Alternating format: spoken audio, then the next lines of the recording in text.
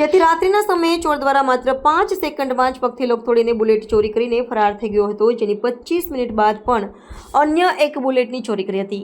આ બંને ઘટનાઓ સીસીટીવીમાં પણ કેદ થઈ જવા પામી છે। આ બુલેટ ચોરો ખુલ્લેઆમ પોલીસને પડકાર ફેંકી રહ્યા છે।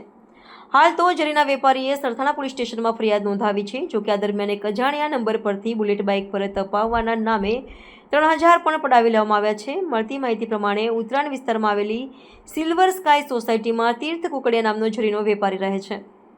23 જુલાઈએ તીર્થ 1.5 લાખ રૂપિયાનું રોયલ એનફિલ્ડ બુલેટ ખરીદ્યું હતું, જેની 10 દિવસ બાદ સર્વિસ હોવાથી યોગીચક વિસ્તારમાં આવેલ શિવદર્શન સોસાયટીના શોપિંગ પાસે આવેલા શ્રીનાથજી ઓટો ગેરેજમાં મૂક્યું હતું। ગત 7 ઓગસ્ટના રોજ વહેલી સવારે 3 ને 15 વાગ્યાની આસપાસ ચોરી દ્વારા બુલેટની ચોરી કરવામાં આવી હતી।